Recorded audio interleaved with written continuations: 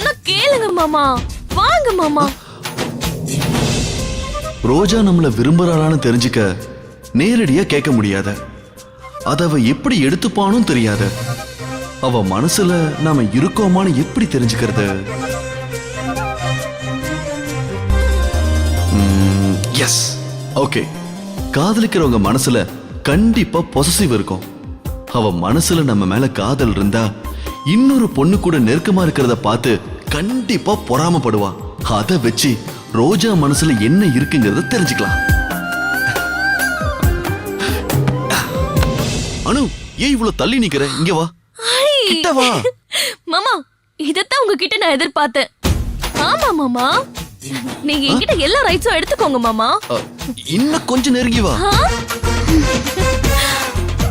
சரி, இது போதுமா மாமா?